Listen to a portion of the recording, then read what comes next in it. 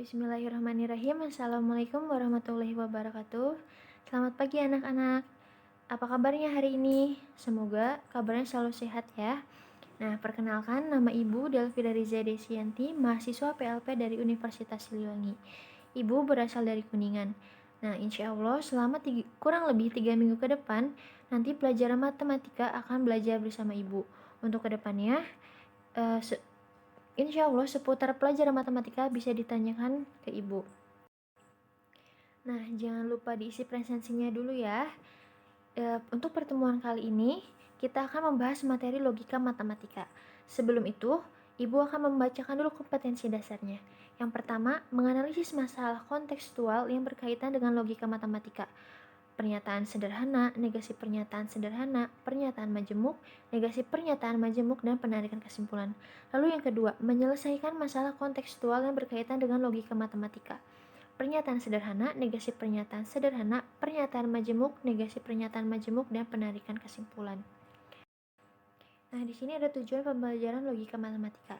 Dalam kegiatan pembelajaran logika matematika, diharapkan peserta didik dapat terlibat aktif dan bertanggung jawab dalam menyampaikan pendapat, menjawab pertanyaan, memberi saran dan kritik, serta dapat menjelaskan kembali kalimat terbuka dan negasi atau ingkaran, mengingat dan menjelaskan kembali pernyataan majemuk, menyelesaikan permasalahan pernyataan majemuk beserta negasi dari penjelasan, menyelesaikan permasalahan pernyataan majemuk beserta negasi dari pernyataan majemuk sederhana, menyelesaikan permasalahan konvers, invers, dan kontraposisi, lalu yang terakhir menyelesaikan permasalahan dalam penarikan kesimpulan dari suatu pernyataan. Nah, adapun prasyarat pengetahuannya. Sebelum mempelajari materi logika matematika, kemampuan dasar yang harus dimiliki adalah penalaran dalam penarikan kesimpulan dan mengetahui kalimat matematika. Nah, oke. Baik, langsung saja kita langsung masuk ke materi, yaitu logika matematika. Nah, apa sih logika matematika itu? Logika matematika adalah ilmu yang mempelajari tentang cara berpikir yang logis atau masuk akal. Logika matematika adalah ilmu yang digunakan untuk menentukan nilai kebenaran dari suatu pernyataan atau penarikan kesimpulan berdasarkan aturan-aturan dasar yang berlaku. Nah, adapun hubungan logika dengan kehidupan sehari-hari. Logika memiliki manfaat, yaitu sebagai usaha untuk menemukan segala solusi dalam sebuah permasalahan dengan mempertimbangkan berbagai aspek penting, bukan hanya dari segi manfaatnya, melainkan dari benar atau salahnya suatu tindakan. Logika dapat mengajarkan kita untuk berpikir secara serius dan menyeluruh guna mendapatkan kebenaran dari segala situasi yang terjadi dan menerapkan hukum dan patokan yang harus dipenuhi. Adapun manfaatnya yaitu yang pertama, membantu manusia berpikir cermat, objektif, abstrak. Lalu yang kedua, berpikir secara teratur. Yang ketiga, membantu menemukan kebenaran, meningkatkan kecerdasan, memiliki kemampuan dalam menganalisis sesuatu, kejadian.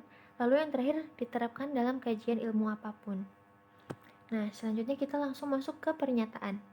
Pernyataan adalah kalimat yang mengandung nilai benar saja atau salah saja, tetapi tidak sekaligus kedua-duanya. Pernyataan disebut juga kalimat tertutup. Nah, di sini ada contoh kalimat pernyataan dan contoh dari kalimat bukan pernyataan.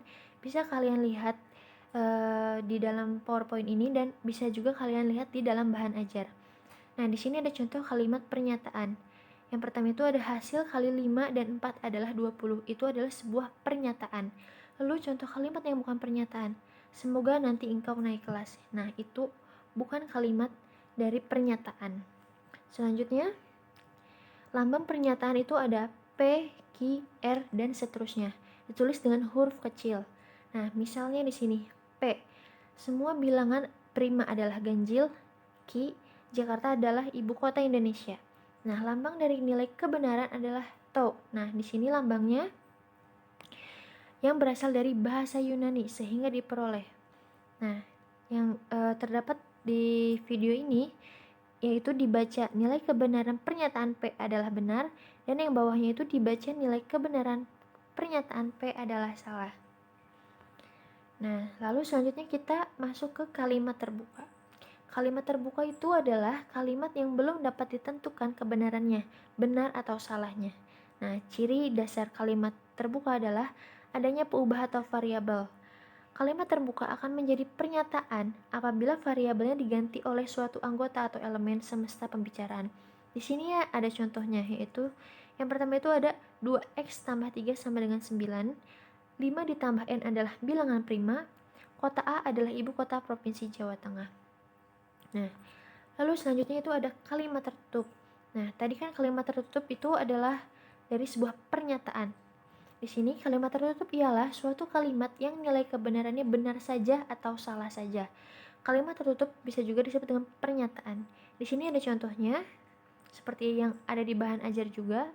4 dikurangi 1 sama dengan 8. Nah, itu adalah merupakan pernyataan yang bernilai salah. Lalu ada 6 dikali 3 sama dengan 18. Itu merupakan pernyataan yang bernilai benar. 2 ditambah 5 sama dengan 8 merupakan pernyataan yang bernilai salah juga. Lalu ada 15 dibagi 3 sama dengan 5, itu merupakan pernyataan yang bernilai benar. Nah, di dalam bahan ajar ada titik-titik yang kosong, mungkin kalian bisa melengkapinya ya. Kalian juga bisa nanti jika ada yang kurang paham, kurang mengerti, bisa langsung ditanyakan ke ibu. Mungkin di pertemuan kali ini, di isi video ini hanya membahas tentang pernyataan, kalimat terbuka dan kalimat tertutup. Nah, selanjutnya kalian bisa pahami yang ada di dalam bahan ajar, lalu kalian bisa kerjakan LKPD-nya. Mungkin jika ada yang kurang jelas, kurang paham, bisa langsung tanyakan ke ibu langsung. Nah, jadi kesimpulan dari yang kita bahas hari ini itu pernyataan. Pernyataan itu disebut juga dengan kalimat tertutup, dan kalimat tertutup juga bisa disebut sebagai pernyataan. Lalu kalimat terbuka itu tadi kalimat yang belum dapat ditentukan nilai kebenaran atau salahnya. Nah, mungkin cukup sekian dari ibu, kurang lebihnya mohon maaf. Billahi taufiq wal hidayah. Wassalamualaikum warahmatullahi wabarakatuh.